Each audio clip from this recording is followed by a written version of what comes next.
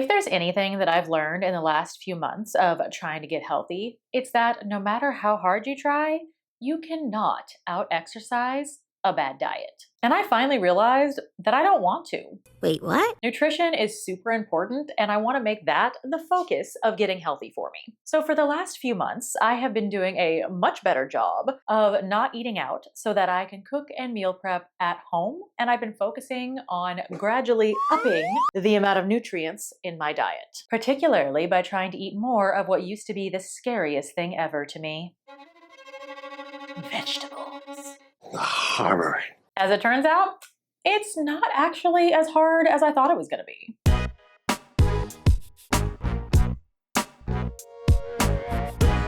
Oh, hi.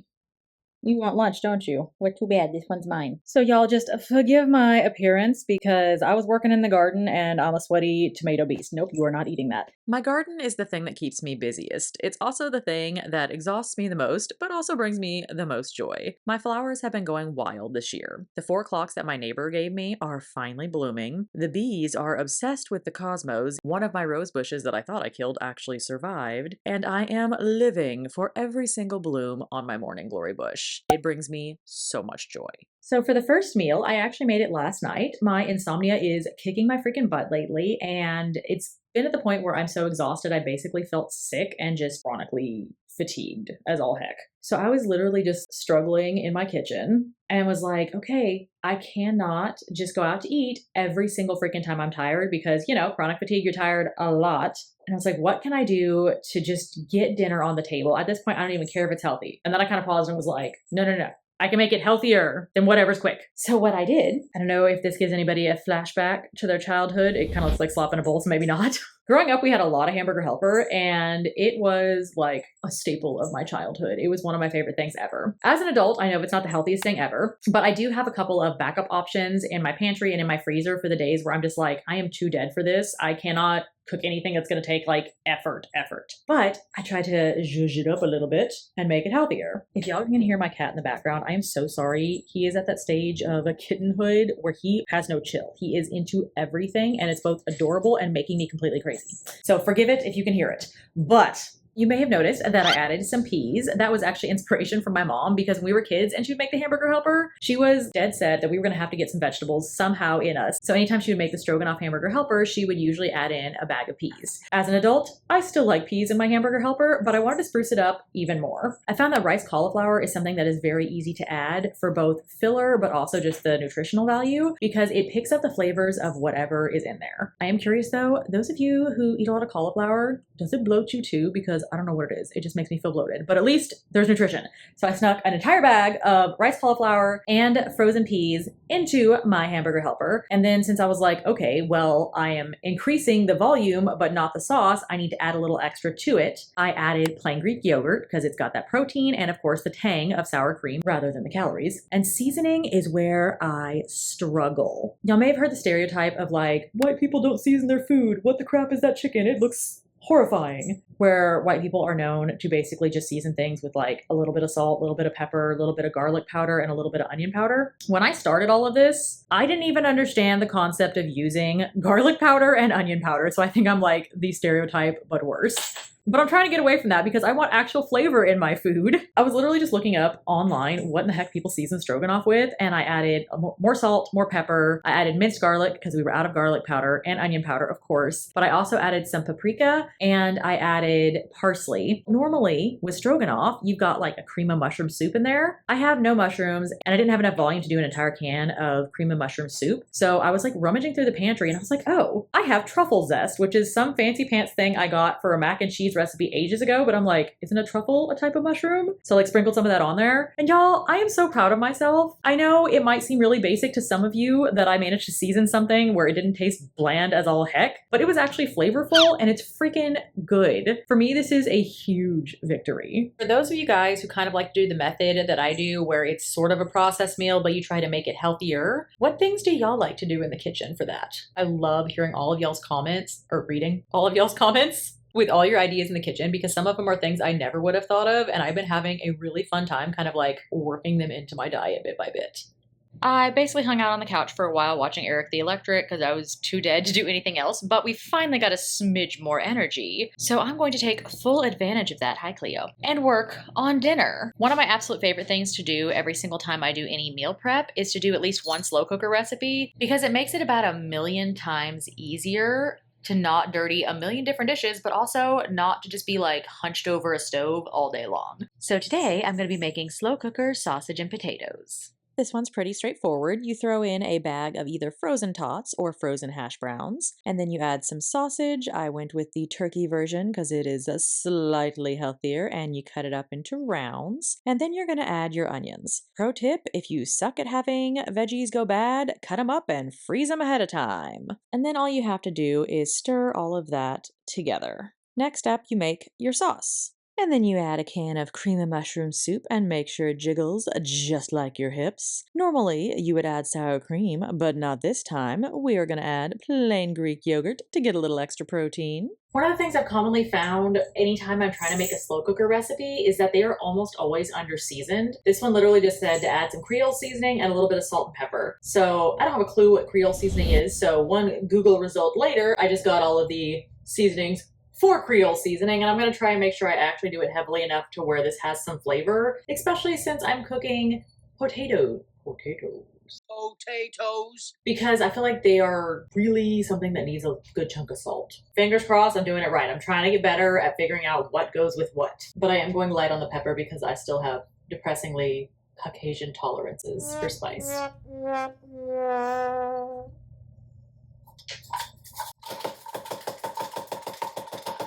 Walmart has not delivered my onion powder yet, but at least there's onion in the recipe. Pathetic.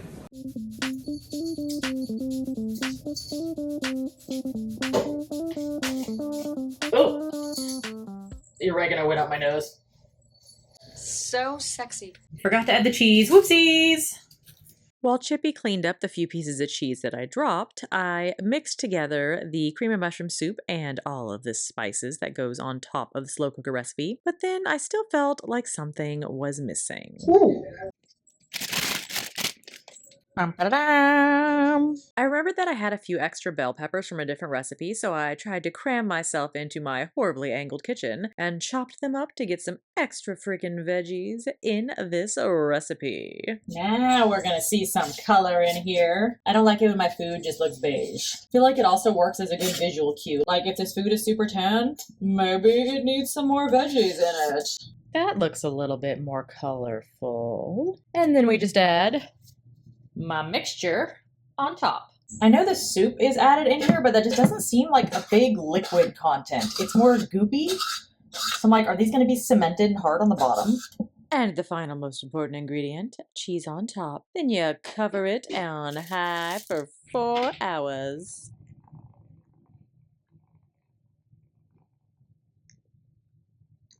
Does anyone else's cat have a weird obsession with doing this, or is mine just the weird one?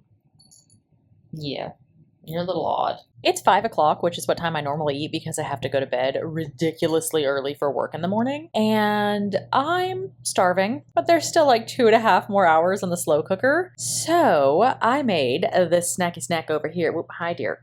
We have a lot of cats, obviously. So I made myself a snack. It is not what I would call the healthiest snack, but it is one of my absolute favorites. It's kind of like my fixation meal as of lately. You get a piece or two of toast, you do a very thin layer of peanut butter, and then it's a great usage to get some fruit in your diet. So as opposed to just regular toast, you take a banana and there's like a smidge of olive oil, a smidge of maple syrup. I know those two things aren't like the healthiest, but you do it just a smidge. Some cinnamon and vanilla extract, and you basically mush that banana up because that thing was like blackened, and you heat it on the stove into like a nice little like slurry that you put on top of your toast. It doesn't necessarily look the most aesthetically pleasing. In my case, I'm kind of happy with anything that can get me eating more fruits and veggies, and I don't have a problem with eating peanut butter as long as it's not like a vat of it, because then you get into dangerous calorie territory. But I do like a little sweet snack. So I've got my toast and the cat, who apparently is trying to lick the last of the peanut butter off my hand, and I am going to enjoy my snack while I'm waiting for 6,000 years for the slow cooker to finish.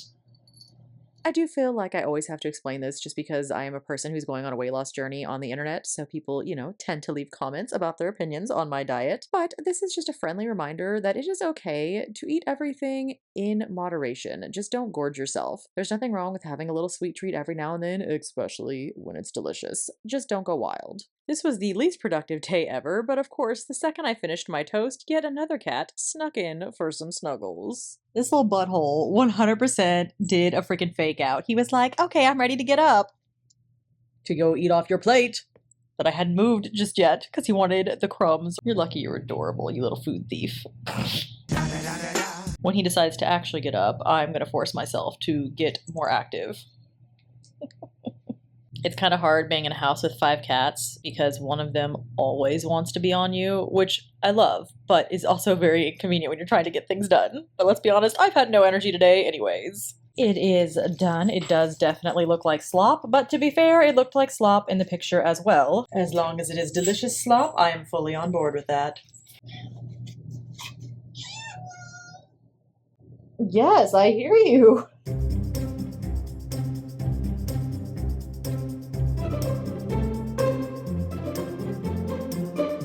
I'm glad I added the bell pepper because it definitely helps the texture so it's not just like super mushy. Definitely needs more seasoning. I'm not sure which one. I actually feel like this would be really good if I had thrown a bunch of mushrooms in here. So I'm like, all right, I'm learning what veggies to add in for next time. And even though there's a lot of cheese, I'm still pretty happy. Like turkey sausage, potato, veggies, a little bit of cheese, maybe more than a little bit. Not too shabby.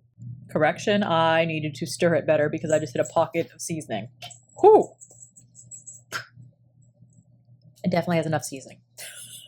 It is the next day, and I have kept super duper busy outside this entire morning. It just hit noon, and as much as I want to fixate on all of my projects, and believe me, there are a lot, like seriously, this is what I did this morning. I tackled the mowing for both the front and backyards and attacked all of the edges of my garden beds, all, 90,000 of them with the edger, so they're looking much better. I also cleaned out the pool, which frankly has been driving me crazy because our tree will not stop dropping acorns in it, so it's rather labor heavy these days. And I got to do my favorite task ever, which is putting some more new flowers in the garden that I got from my local plant stand. I'm a happy gardener, y'all. I also got some more cardboard boxes laid out so that it can help me with killing the grass off so I can do some more hardscaping, as well as getting some quality footage of watering my plants. But as much as I want to fixate on them, I'm trying to be proactive about making good decisions that are balanced. So I forced myself to come inside, and I'm going to warm up the lunch that I prepped yesterday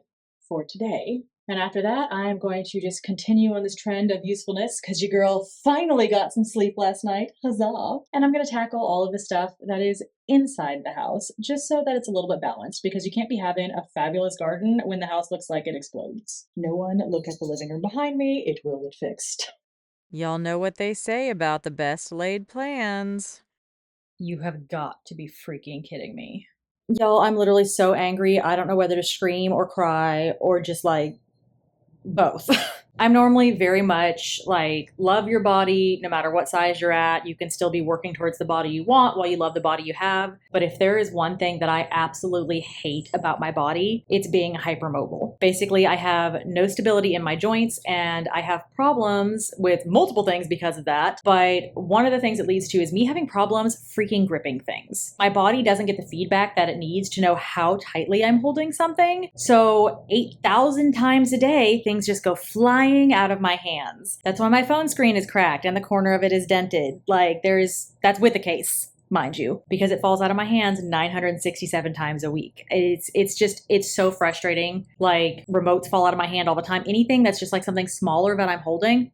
And that's exactly what happened to the lunch I made that I was really looking forward to eating. I'm still going to tell y'all about the lunch because the whole point of this was me sharing what I'm trying to eat, but also sharing how I put it together so that hopefully it can help some of y'all if you're trying to do something quickly and slightly more healthy. So if you shop at Aldi, you are probably aware, and if not, you should because salmon is delicious, but Aldi has stuffed salmon. It is actually not very high in calories. For that entire fillet, it is it's considered to be 2 serving sizes, but it's 180 each, and I usually eat half of it. It is so good. It is one of my favorite things, and I always look forward to eating it. I found that if I can't quite get to the point point where I'm making everything from scratch, having something that's like halfway prepped, like it's already seasoned, it's already stuffed with something yummy. It's a very easy way to go to where I feel like I'm eating luxuriously without feeling like horrendously unhealthy. And I paired it with the easiest things ever, which are the 90-second packs of rice. And then I got a steamer pack. Thank you, Kat. No.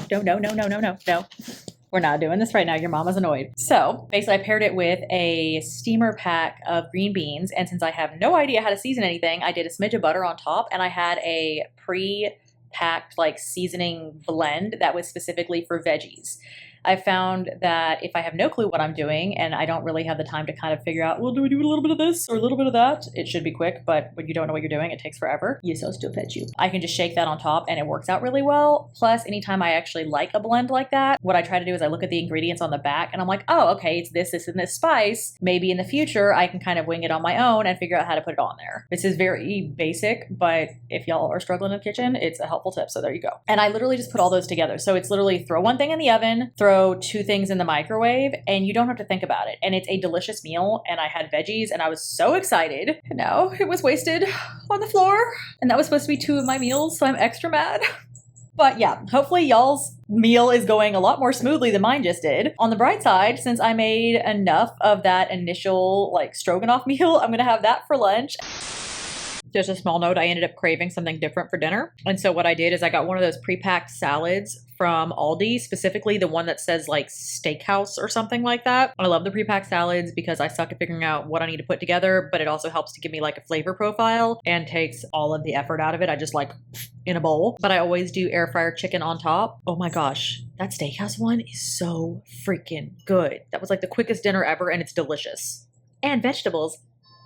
I also decided that instead of like wallowing in all of my frustrated energy about my lunch ending up on the floor, I wanted to take that energy and throw it into the workout that my trainer gave me for the week. And honestly, that ended up being a much healthier option, even though it was thoroughly kicking my butt. I found that anytime I feel a really strong emotion, whether good or bad, it actually really helps me to just kind of channel that and throw it into the workout. It is a wonderful outlet. If you guys have not found a workout you like yet, I would highly recommend it because I feel so much better after I've gotten to sweat a little bit and lift some weights. I'm dying. I don't want to make this video 900 years long, so I will just say I would love to know. Hi, dear. I would love to know what you guys are cooking in the kitchen this week. Feel free to share some recipes or some ideas. And if you're any good at sneaking veggies into certain recipes, please let me know what they are because I would love to know what goes well together. But I'm kind of proud of myself for finding ways this week to pack more veggies in because veggies are like the #1 thing I struggle with. But thank y'all for hanging out with me and hopefully your meals are going a whole lot smoother than mine today. And I will see you lovely humans next time. Bye-bye.